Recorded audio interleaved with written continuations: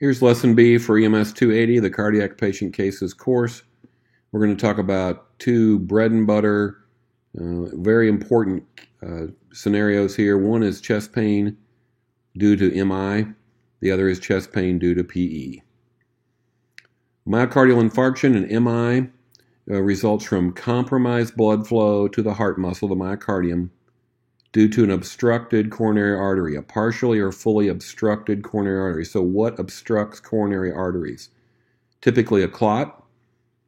There also can be reduction in blood flow just by heavy plaque buildup, although the plaque tends to rupture and then a clot forms there, so those two are usually related. And then arteries have muscular walls, so they can spasm.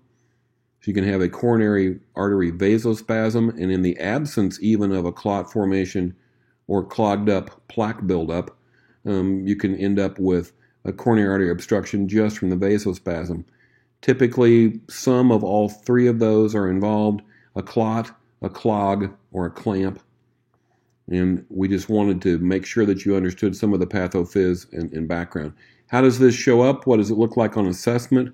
Well, subjectively, the patients will typically complain of pain. That pain is usually a pressure or heaviness, as opposed to sharp stabbing or burning or something else. But that's the classic presentation. As Dr. Matu says, classic means not very common. So don't think that just because someone's not having any pain or their chest pain is not particularly substernal or it's not pressure or heavy that they aren't having an MI. We're just kind of giving you the classic or somewhat typical presentation. Sometimes that pain will radiate. When it does, it's typically to one or both arms or up into the jaw. Pain that radiates through to the back and feels like a tearing sensation is not as likely to be an MI, although it's possible. That tearing and radiating to the back is typically with a thoracic aneurysm. The patient may be nauseated and may vomit. If they vomit, the cardiologist really sit up and take notice. Cardiologists get scared and are very impressed and concerned with a patient with chest pain that has radiation, that has vomiting, and that is very diaphoretic, extremely sweaty. So these may or may not be present, but if you have a patient with some chest pain or symptoms that are making you think of an acute coronary syndrome, and MI is in play here. If they've got radiating pain or they're vomiting or they're diaphoretic, get really concerned if they have all three of those. This is certainly an emergent patient that's at high risk for sudden cardiac death. They may also get a little short of breath, and they may be weak and dizzy. So these patients can present just with shortness of breath and they're having an MI. They can present just with weak and dizzy or a near syncope or actual syncope. They actually did pass out. But your standard classic presentation is substernal pressure heaviness with or without radiation, with or without nausea and vomiting, with or without diaphoresis. Here are some three demographic groups of folks that are less likely to have that classic pain presentation. Matter of fact, they may have no pain at all. And we're not saying that an elderly person or a woman or a diabetic will not have that typical presentation.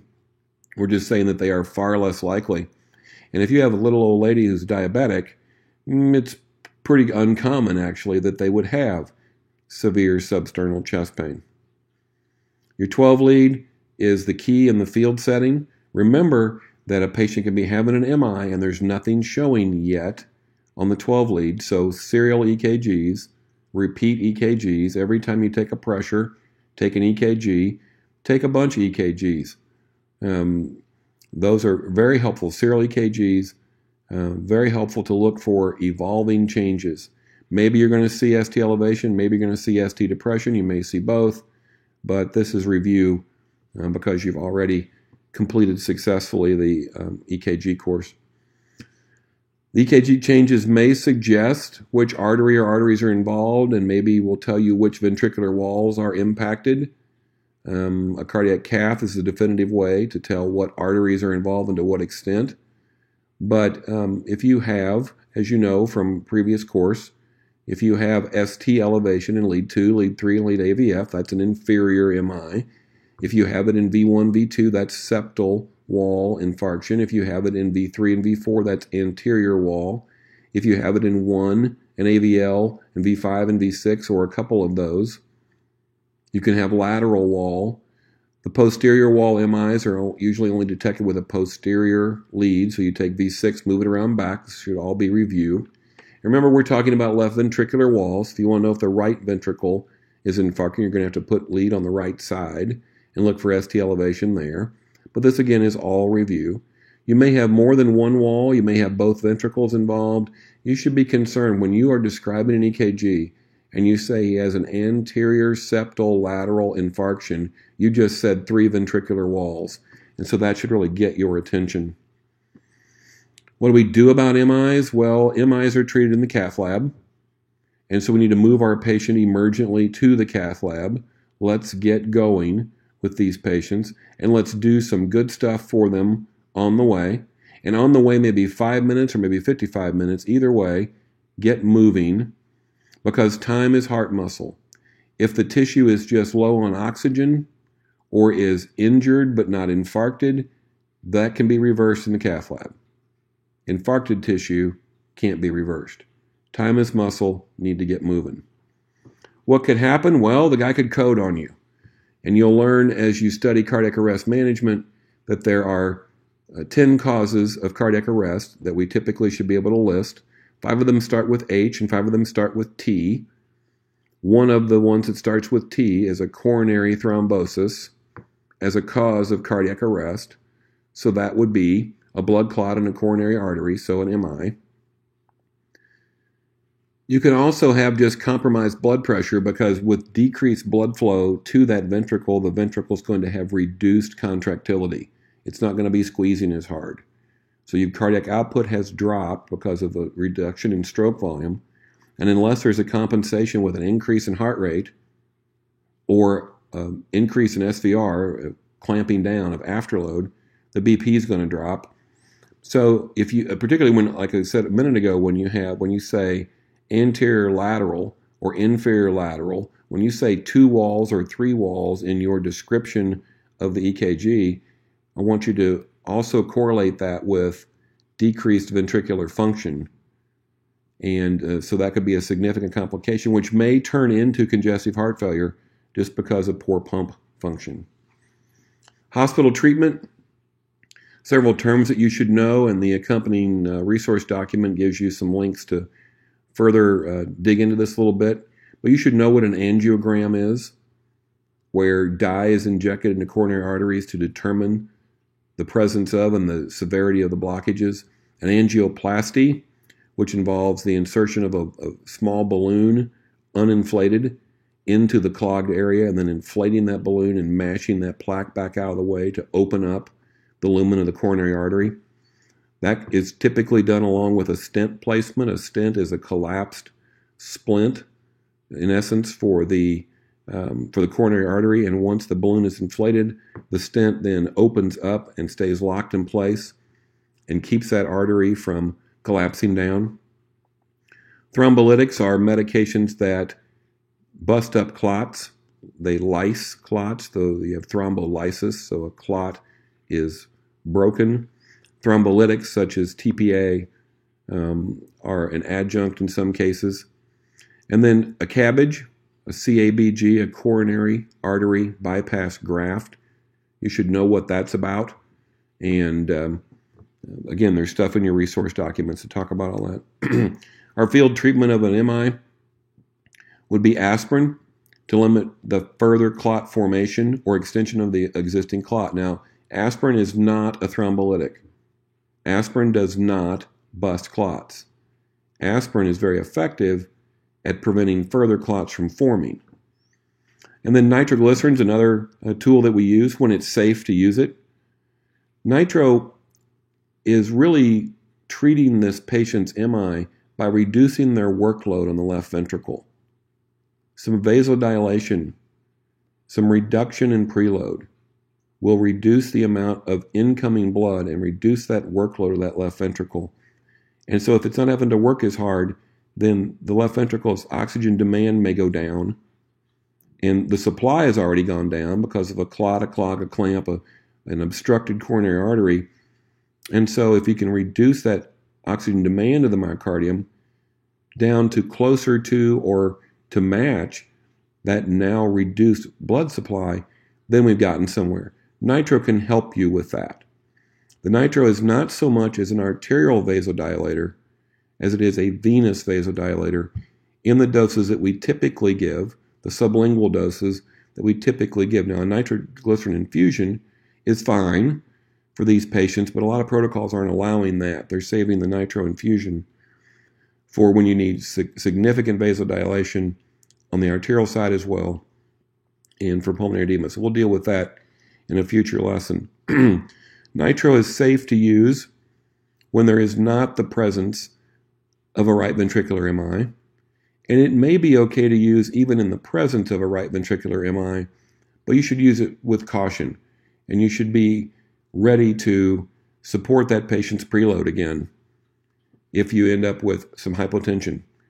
So it is more risky to use nitroglycerin in right ventricular MI, but not so much in just your standard inferior MI or your standard anterior MI. And so nitro is something that we'll talk about and deal with in lab. Again, a lot of your MI patients will be nauseated, so Zofran works great for that. There's other medicines as well. If there's a Zofran shortage, there's other medicines, Phenergan, Compazine, some others. Pain control is very important as well. And so fentanyl we like. Morphine we don't hate. Problem with morphine is a lot of patients getting morphine also get nauseated, and so you really haven't made the patient feel better overall. But fentanyl is pretty safe. And why are we trying to do pain control? Well, reduction in pain equals reduction in anxiety and circulating catecholamines, so the adrenaline dump that goes along with being in pain. When you have an adrenaline dump that goes along with being in pain, then you're going to increase heart rate, increase contractility, which increases myocardial oxygen demand. And we just said this whole thing is about a new onset of reduction in O2 supply to the myocardium. So we need to get the demand down to match the new compromised supply. So PE is the next thing we want to talk about. What's a PE? It's a blood clot that's lodged in a pulmonary artery or arterial. It's on the arterial side of the pulmonary circulation. And why is that a big deal? Well, that means that the lung is not being perfused. That means the blood flow to the alveoli is not happening. So the ventilation is still there, but the gas exchange can't happen because there's no fresh blood going by. The clot probably formed somewhere else, probably in the legs. That's pretty typical, in the veins in the legs. And it broke off and went on the road and became an embolus. And it traveled through the veins into the vena cava. The vena cava dumps into the right atrium. The right atrium dumps into the right ventricle. The right ventricle pumps to the pulmonary artery. So if it's a very large clot, it got stuck in the pulmonary artery. And if it's stuck in the pulmonary artery, then there's a whole bunch of pulmonary vasculature downstream that's not going to get perfused. And those huge clots that lodge in the pulmonary artery typically lead to very serious complications, including cardiac arrest. Maybe it wasn't that huge. Maybe it got past the artery into the arterial system. But it's going to get stuck in there. It's not going to be able to get in through the capillaries. Capillaries are one cell wide, and you're not going to get a clot to push through there. So typically the clot forms somewhere else, ends up lodging on the arterial side of the pulmonary circulation, reduces lung perfusion, and can lead to cardiac arrest. I mentioned a little bit ago about the causes of cardiac arrest, the H's and T's. One of the things that causes cardiac arrest that starts with a T is a coronary thrombosis, an MI. Another one is a pulmonary thrombosis, a PE. So watch these folks, and in many cases, they present in cardiac arrest. And so PE can be a killer. What does a PE look like in terms of a patient's complaint? Well, it's usually a sudden onset, and this pain is sharp. It's not dull, heavy squeezing like MI pain. It is sharp, and it can be localized, whereas the MI pain, they kind of describe it in an area, as opposed to a PE pain, which is pinpointed. They may have pleuritic pain, meaning it's worse with a deep breath. But typically, if they do have pain, it is pleuritic, and they may have a sudden onset of shortness of breath as well. They don't have to have pain. They can just be sudden onset of shortness of breath. But either way, this deal happens suddenly. It happens when the clot gets lodged in the arterial side. Are there ways to assess a PE on EKG? Yes. So typically you're going to see a lot of ST elevation in numerous leads, but we don't use an EKG to diagnose a PE. We just want you to know that not every time you see ST elevation is at an MI, and a PE can cause you ST elevation in numerous leads. And so you start saying things like anterior, inferior, lateral, septal, and you're like, wait a minute, I've just named almost all the ventricular walls, and then so it may just be PE changes. There's some other stuff on PE and pericarditis and that kind of thing that we do in an advanced EKG course, but I don't want to get hung up on that. I just want you to know for now that not all ST elevation is an MI. It could be one of the signs of a PE. Here's a huge, huge important thing, very important. And so when I say that, you can bet it's on the readiness check. You can bet that we're going to drill on this in lab pretty hard. The lung sounds with PE are whatever is normal for that patient. If that patient doesn't have wheezes and crackles on a regular basis, they're not going to wheeze and crackle just because they're having a PE. Chronic lungers that wheeze and crackle all the time are going to wheeze and crackle on the day they have their PE as well. Lung sounds are not changed by a clot lodging in an artery that feeds the lungs. Lung sounds are changed by problems in the lungs, not in the vasculature that is supporting the lungs. A lot of your assessment's going to be on your HPI, so you're looking for that sudden onset, and you're looking for pleuritic, and you're looking for pinpoint, and you're looking for maybe some sort of risk factor, that they have been sedentary for a long period of time, or they had a recent fracture where additional clots were building up in a lower leg, that kind of backstory on your HPI. Depending on the underlying pulmonary status, the patient may or may not be all that hypoxic. If it's a small clot and the guy's got no lung disease, he may be able to tolerate this pretty well. If it's a large clot, or it's a clot in a person that already has compromised pulmonary status, they can be in trouble. What's the treatment? Well, the treatment is not done in the field. The treatment is to bust or remove the clot. That's done in the hospital. So what are we doing? Well, we're using O2 and diesel. We're going to use urgent transport and oxygen. And so some protocols may let you use some PEEP. And one of the things that PEEP does when delivered via CPAP or BiPAP, one of the things that PEEP does is it recruits any available alveoli to start working. So if we have a clot in the arterioles, not all the lung is involved, not all the lung is hypoperfused because of the clot, hey, maybe the PEEP would be a good idea. So if that's not in your standing orders and you've got that patient, maybe you can get that on an online direct medical control order, if you will think it through and make that phone call. Again, urgent transport, and you might take some help in these cases. These patients will code on you. And so if you're going to be able to, whatever you're going to need in terms of personnel to work that code in the back of the bus, your suspected PE patient, high risk for coding. IV fluid's not a bad idea. Here's the problem. The right ventricle is pushing against a lot of resistance it's not used to and it's not designed for. So the right ventricle is very preload sensitive. And so IV fluids, oxygen, and urgent transport are pretty much our cornerstone of our treatment for PE. So Lab B, we're going to do some cases here. You should prep for those, but again, take-home points, key things. Use your HPI and EKG to assess for your MI and your PE, but let's get moving. These patients are, in both cases, definitive treatment occurs in the hospital. We do some good stuff for them on the way, and we're prepared in case they get a whole lot worse. Aspirin's not a bad idea for clot prevention, pretty benign. and is frontline therapy for MI. Nitro, when it's safe, to reduce that left ventricular workload, try to get that O2 demand down in line with the O2 supply that is now compromised. But PE patients really don't do well with nitro. Nitro drops preload. That right ventricle needs preload. Matter of fact, you'd want to be giving your PE patients some fluid to increase their preload. You certainly would not want to drop their preload by just willy-nilly using some nitro. Pain and nausea control are good. They reduce myocardial oxygen demand. And then O2 as usual for your MI. So the guy having an MI doesn't need a non-rebreather if his O2 saturation is 99%.